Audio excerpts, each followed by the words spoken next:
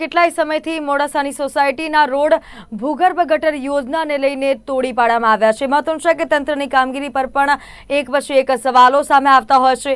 છેલ્લા કેટલાય સમયથી મોડાસાની સોસાયટીના રોડ તૂટેલી હાલતમાં જોવા મળ્યા છે। તૂટેલા રોડ બનાવવાની કોઈ તસદી નથી લઈ રહ્યું। તૂટેલા રોડને લઈને સ્થાનિકોમાં પણ રોષની લાગણી જોવા મળી રહી છે।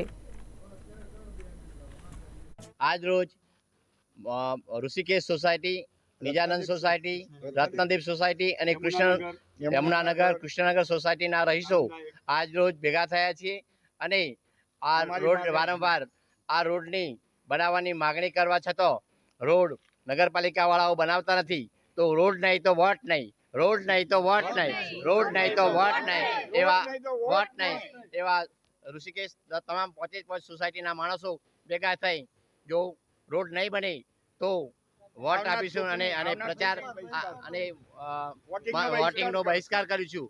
બબે ચૂંટણી બૂથ હોવા છતાં અહીં રોડ કરેલ નથી।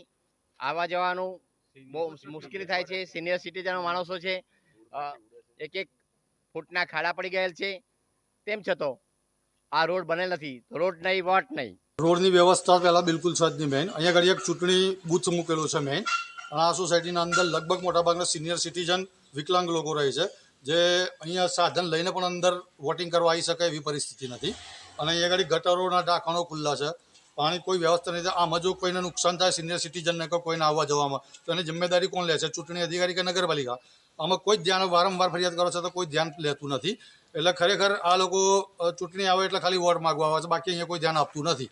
એટલે આ વખતે ખરેખર જો અહીંયા આગળ બૂથ આપવું હોય તો તાત્કાલિક આ રોડનો નિકાલ કરો અને અહીંયા આગળ રોડ બનાવી આપો, ને આ વખત કોઈ સિનિયર સિટીઝન આપવા નહીં આવો વોટ। કોઈ કંગાળ હાલતમાં રોડ થઈ ગયો। મેઇન રોડ અમારો ઋષિકેશ, રત્નદીપ અને યમુનાનગરનો રોડ આખો બાકી છે। 2 વર્ષથી માગણી છે, રજૂઆત કરવામાં આવે છે, કોઈ ધ્યાન ઉપર તંત્ર લેતું નથી। બીજું કે અમારી ઋષિકેશ સોસાયટીમાં મેઇન 2 બૂથ છે ચૂંટણીના। હવે સિનિયર સિટીઝન જે કોઈ વોટિંગ કરવા જશે ત્યાં તકલીફ થશે, તો પછી અહીંયા રોડ તો ખાડા ખડિયા છે, અંદર પડી જવાય, ગાડી નહીં આવી શકે, એમ્બ્યુલન્સ નહીં આવી શકે, તો પછી ચૂંટણીનો બહિષ્કાર કરવા છે અમારે કોઈ રસ્તો નથી। એટલે જો અમારું આ નહીં ધ્યાન પર લેવામાં આવે તો ના છૂટકે અમારે આ આંદોલન કરવું પડશે, અને નહીં થાય તો અમે ચૂંટણીનો બહિષ્કાર કરીશું। ચૂંટણી રોડ નહીં તો વોટ નહીં, રોડ નહીં તો વોટ નહીં। એટલે અમારી એક નંબર છે કે સરકારે ધ્યાન ઉપર લેવા વિનંતી।